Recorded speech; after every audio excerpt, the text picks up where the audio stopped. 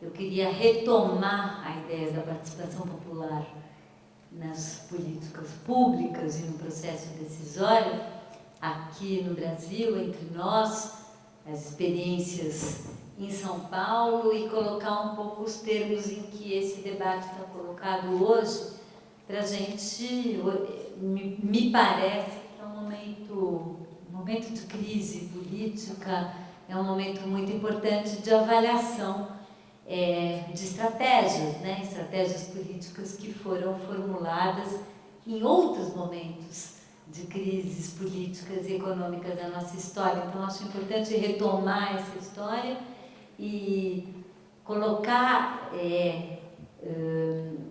muito claramente sobre a mesa quais foram as utopias e as fantasias que alimentaram a ideia da participação popular, e vou me ater à história mais recente, que é a emergência da pauta da participação popular nas políticas, começa num debate nos anos 80.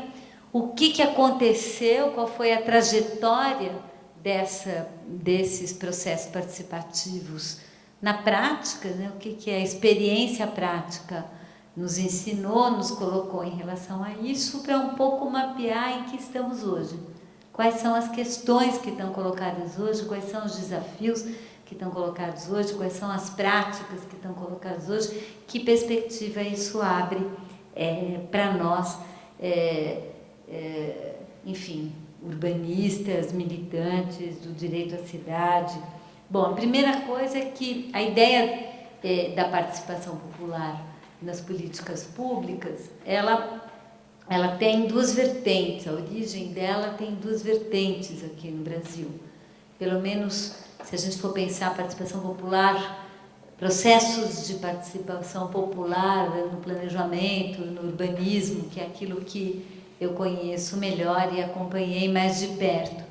A primeira vertente, acho que a vertente mais conhecida ou mais explicitamente falada, e quando, no final dos anos 70, começo dos anos 80, se o país, pensando no processo de redemocratização, vivendo, né, digamos, o final, aquele final que nunca acaba, da ditadura civil-militar que dominou o Brasil nesse período, cujos resquícios e presenças estão presentes até hoje, absolutamente potentes no nosso cotidiano, no mundo da nossa política. Naquele momento, os movimentos de afirmação de direitos, na esfera desses movimentos de afirmação de direitos, que estavam pipocando em várias dimensões da vida, e eu vou falar especialmente dos urbanos. A gente tinha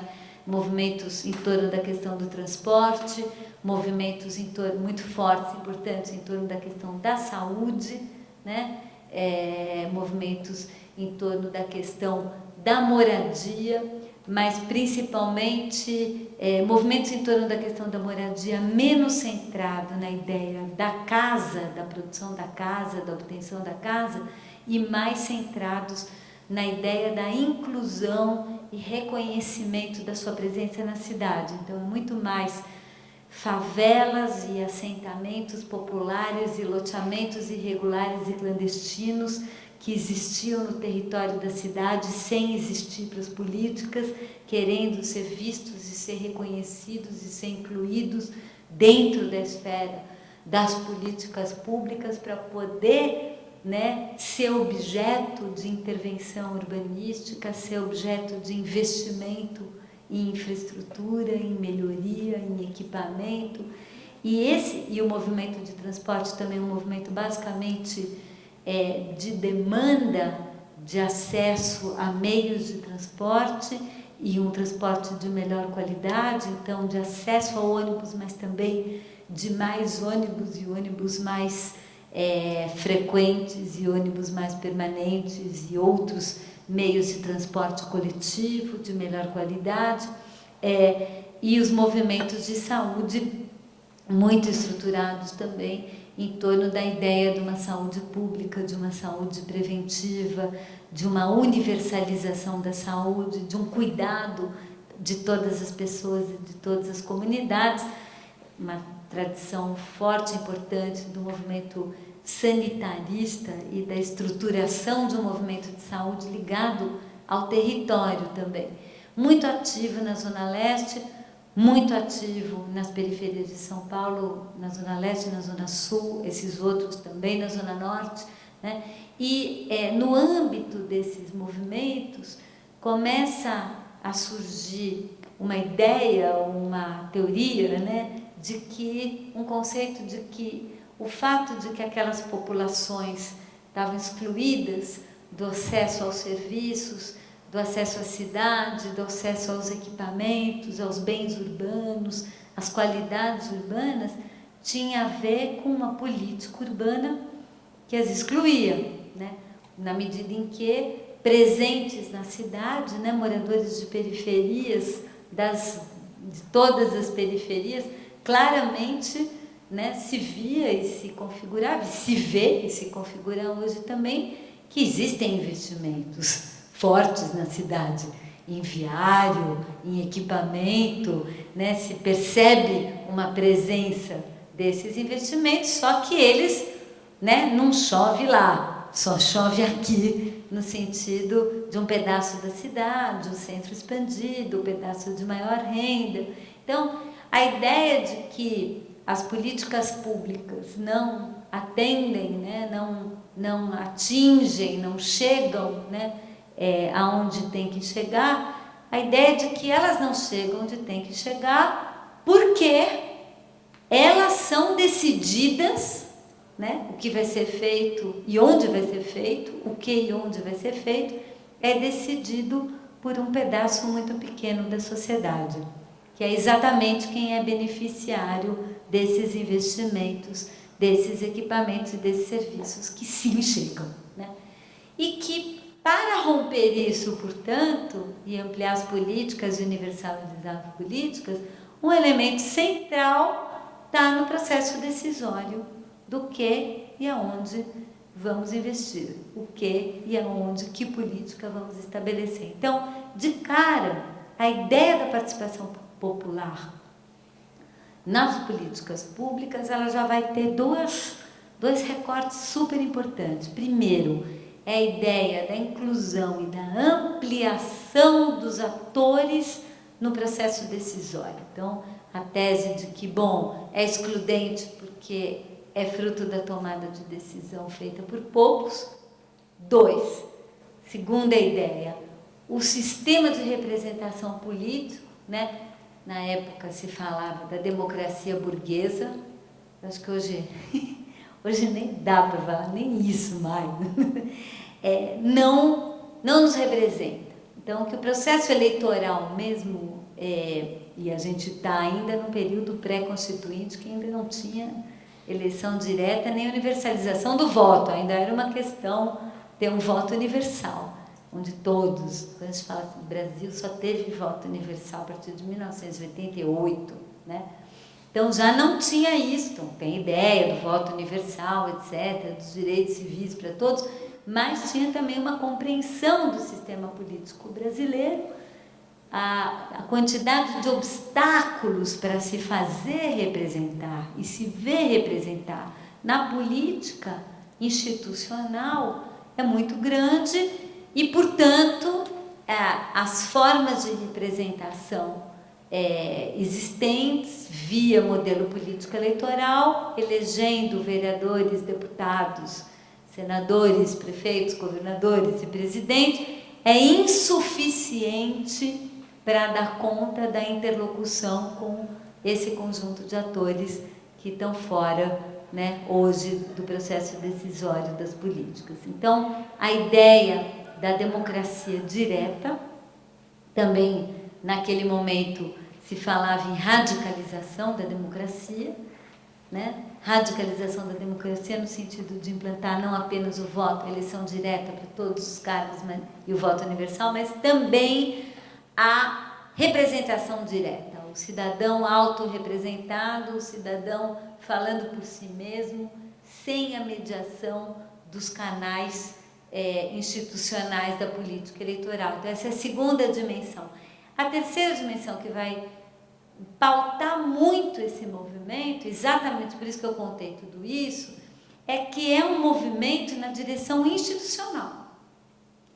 No começo do debate, agora lembrando o debate lá nos anos 80, se falava em comitês populares. Se falava em comissões de fábrica, em comitês populares, eu estou esquecendo, tinha outra expressão também, em conselhos populares, nos conselhos populares, mas a ideia dos comitês populares e dos conselhos populares era uma das ideias que circulavam, né, naquela ideia de pensar as formas de representação, era uma ideia de que a auto-organização dos moradores, dos cidadãos e dos trabalhadores, a auto-organização, e a partir dessa auto-organização era que seria possível se incluir, se afirmar e se ampliar a esfera democrática e se radicalizar a democracia. Mas muito cedo, da ideia de comitês populares e conselhos populares, já os primeiros ensaios e as primeiras práticas concretas de participação, e aí nós já estamos falando na década de 80, com a primeira geração de governos eleitos, em 85, com as primeiras eleições diretas para prefeito, e em algumas cidades se elege candidatos identificados com as bandeiras populares e com esses movimentos de periferia pela afirmação dos direitos, e já se começa a experimentar as formas de participação. E essas formas de participação e essa experimentação vai se dar integralmente no campo institucional. Então, acho que essa é a primeira coisa importante, que essa prática, ela nasceu, digamos, pensando as infinitas possibilidades que teríamos de pensar formas diretas de autorrepresentação, mas desde logo, como se tratava de imediatamente implantá-las a partir de governos democráticos populares identificados com essa pauta, era imediatamente instituir a partir do governo e como espaço de interlocução com o governo. Então, é nesse âmbito e é neste contexto que, da metade para o final dos anos 80, começam a surgir as práticas do orçamento participativo, o OP, os conselhos participativos setoriais na área de saúde, na área de educação, e desde então a marca do processo de representação via participação é a marca institucional na relação com os executivos, sempre em tensão com os legislativos, porque no fundo os legislativos falaram, bom, e nós, né? Servimos para quê? Né? Já tem nós, para que outro conselho, para ter, a gente já representa, o que vai inventar um outro cara que representa esse cara, quem votou nele, né? De quem que ele é, etc. Mas ela parte do executivo e é de dentro do executivo, e aí os executivos nessas administrações começam a desenvolver uma série de tecnologias de representação institucionalizadas, né? Eu não vou entrar aqui, a gente pode discutir talvez um debate mais para frente, o que são essas tecnologias do orçamento participativo, como entram as técnicas de ponderação disso e daquilo, como elege a regra, como equilibra, etc., e a função disso. Isso foi muito importante também, por isso que eu falei dos movimentos de saúde, a experiência da construção do SUS, do Sistema Único de Saúde, porque a experiência de construção do SUS, que foi uma reforma do Estado brasileiro na área da saúde, uma das poucas reformas do Estado que fizemos com o desmonte da ditadura civil-militar. Na área urbana, por exemplo, essa reforma do Estado não aconteceu, até hoje, na área da saúde, sim, um sistema estruturado de saúde incluía dentro dele a ideia de conselhos de representação paritários, né? Então também a ideia de que esses conselhos incluíam parcialmente representações de natureza corporativa ou sindical, então são as profissões, são os sindicatos, são esse tipo de representação, isso é muito forte, né? Parcialmente representações também populares através de associações de moradores ou através de movimentos sociais e especialmente, né, alguns movimentos sociais investiram particularmente nessa ideia de se estruturar e ocupar esses espaços. Então o modelo do SUS acabou se transformando numa espécie de modelão assim, utópico, de utopia para todos os outros setores. Vamos mostrar no transporte o que montamos no SUS. Vamos montar no urbano, na moradia, o que montamos do SUS. Um sistema que você tem em cada nível de governo, um fundo, né, de recursos que podem ser livremente usados, que tira do orçamento geral daquele governo e é gerido por esse coletivo. Um coletivo, que é um conselho, né, que vai definir um conselho direto, né, de gestão, onde no SUS estão presentes os médicos, né, os trabalhadores da saúde, os usuários da saúde e todo o setor empresarial da saúde também, e esse modelo se replicaria em todos. Também com um viés institucional, um viés bastante corporativo, no sentido de que foi também a forma crescentemente, aí eu passo para a segunda questão, que já é uma visão crítica desse processo todo, que esse processo, essa experimentação através desses modelos de representação direta, considerando, eles, na minha opinião, tiveram basicamente duas fases, né? Tem uma fase heróica, experimental, que é a fase que vai de metade dos anos 80, final dos anos 80, até mais ou menos o final dos anos 90, né?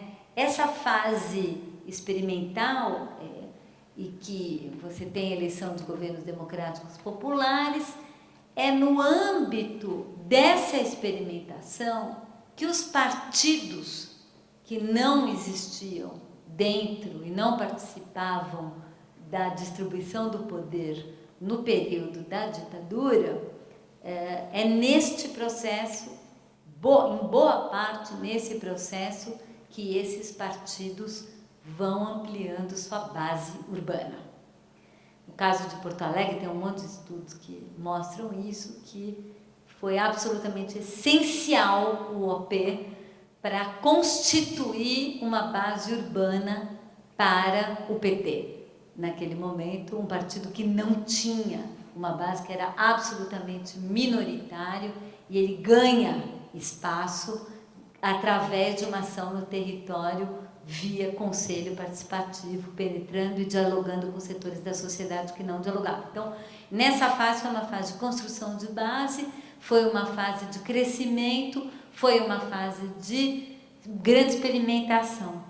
Esse modelo, nos anos 90, né, quando chega no final dos anos 90, e particularmente já no momento em que o PT chega ao governo federal, ele, digamos, já é um momento em que o partido e esses partidos que foram construídos ao longo dos anos 80 e 90 já compartilham com os partidos tradicionais o poder do Estado e seus mecanismos, e considerando também, isso é bastante importante para entender isso, que apesar da abertura desses espaços institucionais, e eles existem, e apesar da presença nesses espaços institucionais, a presença de setores da sociedade que historicamente não tiveram voz nas políticas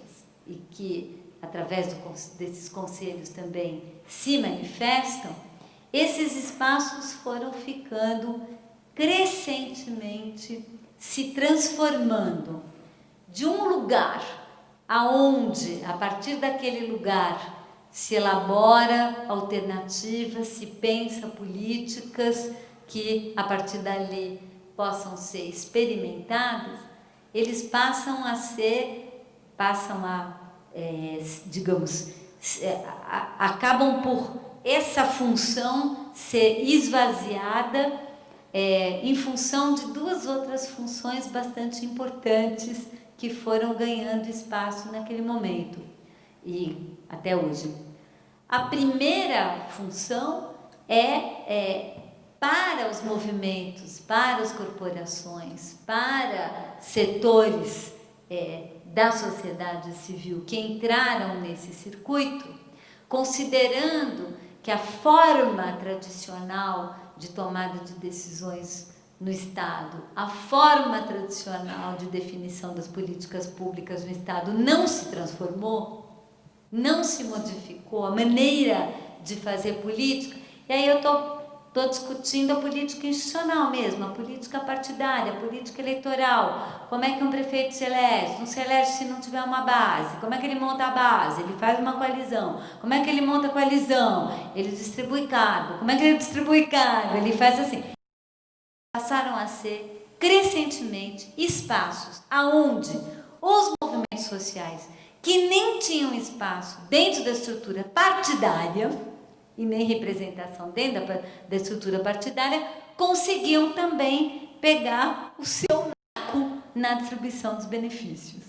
Então, é um pouco como se a lógica geral, né, dos espaços do legislativo e da política institucional como espaços de coalizões e distribuições de benefícios contaminasse a própria lógica do conselho. Então, o conselho, eu estou no conselho, eu consigo descolar um pouco de casas lá para a minha base, eu estou no conselho, eu consigo descolar um investimento público na minha base, eu estou lá na base do prefeito, vereador, eu consigo descolar um pouquinho de investimentos lá para a minha base. Então, acabou virando mais um espaço aonde esse tipo de lógica de processo decisório se reproduz. Essa é a primeira grande função desses espaços. E a segunda, um pouquinho mais perversa do que essa, né? Porque essa, pelo menos, você vai dizer, bom, mas pelo menos distribui com mais grupos, distribui com mais gente, não só com os caras lá da Câmara de Vereador, tem outros caras também, né? Então, a primeira coisa, mas longe da ideia de que ali é um espaço de formulação de política ou de decisão de política. E a segunda, que é um pouco mais perversa, é como um espaço de legitimação de decisões já tomadas em outro lugar, né? Ou seja, um espaço onde, enfim, definido como um espaço de escuta, né? Tem gente que fala escuta forte, né? Às vezes você escuta bem forte, mas você não muda nada, né? O que você vai fazer? Ou seja, o que eu estou querendo dizer? Estou querendo dizer que, crescentemente, o lugar, o locus de tomada de decisão, cada vez menos foi sendo esses espaços dos conselhos, das conferências. Entretanto, isso que é a coisa mais maluca dessa história toda, eles se multiplicaram e cresceram. E você tem conselhos para tudo, em tudo quanto é política pública, inclusive conselhos eleitos diretamente, inclusive conselhos disso, conselho daquilo, e foi multiplicando e foi ampliando a escala, e foi tendo no nível municipal, estadual, federal, etc., e conferências, e conselhos e conferências e conselhos, e a política pública passando ali, do lado ao largo, muito longe dessas conferências e desses conselhos, os processos decisórios, passando por onde? Por onde sempre passaram, né? Numa relação entre fornecedores de serviços do Estado, Então, aí pode ser empreiteira, pode ser outros grandes fornecedores, financiadores de campanha, políticos, setores empresarial, elite, classe dominante. Aí depende da configuração local ali, de quem que são essas coalizões. Então, com isso, me parece que a potência transformadora, no sentido da reversão daquela política excludente, que a utopia da participação popular anunciava e sonhava nos anos 80, não é isso. Não é mais isso. Posto isso, eu quero só terminar colocando duas questões, porque é questões para a gente refletir onde estamos, né? Onde estamos e para onde vamos agora em relação a isso. O fato de que não é mais isso, quer dizer que não é mais nada? O que eu estou perguntando? O fato de que não correspondeu à utopia de você realmente ampliar o espaço decisório para valer da política e, de fato, construir política de baixo para cima? Não é isso. Não é isso de jeito nenhum. Mas isso quer dizer que o que é esses espaços, esses conselhos, esses lugares, não são nada. Não tem nenhuma intervenção no processo da política, não tem nenhuma incidência naquilo que vai se fazer, não tem nenhuma importância política naquilo que vai se fazer. Então, acho que essa é uma primeira pergunta que é importante fazer, né? Para a gente mesmo, entendendo os limites disso, mas entendendo também algumas potências ou algumas coisas que essa experiência acabou trazendo e acabou montando. A segunda questão é uma questão até mais ampla do que essa, que é o fato de que tudo no Brasil precisa, né, fazer audiência pública, discutir, abrir para consulta pública, fazer audiência pública, etc. E se alguém aqui quiser acompanhar só a parte da política urbanística da cidade de São Paulo, vai ficar de manhã, de tarde, de noite, indo em audiência e vendo a política pública, fora que, bom, você pega um edital da licitação de ônibus, né? Tá? Ficou aberto para consulta pública. Tem 500 páginas escritas em transportês, não dá para entender uma palavra do negócio, né? E isso eu sou professora universitária especialista. A discussão né, o que na verdade, e a gente, é ótimo você dar um exemplo do plano diretor, porque você vê todo o processo do plano diretor, no plano diretor teve uma mobilização importante, entraram outros atores, aí você vê o zoneamento, que é a sequência do plano diretor, e todo o grande processo público de discussão do zoneamento é, na verdade, a discussão dos bairros residenciais de alta renda contra e a favor de fazer edifício alto ou comércio em rua residencial.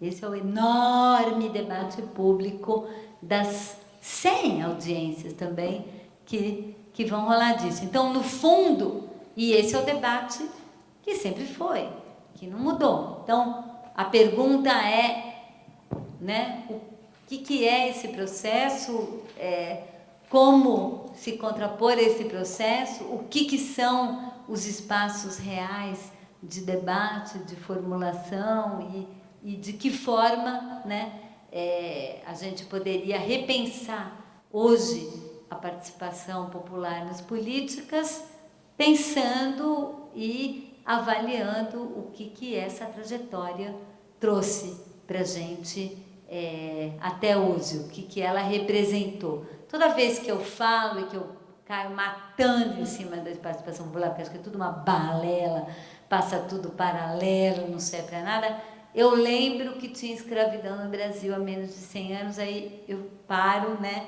e fico pensando, bom, tem alguma inovação nessa história? Teve alguma coisa que mudou nessa história e que a gente andou nessa história, que hoje a gente tem atores que discutem políticas públicas, que falam do orçamento, que dominam isso, que fazem um discurso elaborado sobre isso e que vieram do fundão da periferia e que jamais teriam feito essa trajetória se não tivesse tido essa experiência institucional de participação. E isso é relevante? Me parece que sim, me parece que é. Mas me parece que nesse momento é muito importante romper com esse modelo que nós construímos hoje, já que eu acho que ele não atende, né? Não atende mais às necessidades que nós temos reais na cidade de ampliar os processos decisórios para valer. Bom, é isso que eu queria colocar e depois a gente debate mais.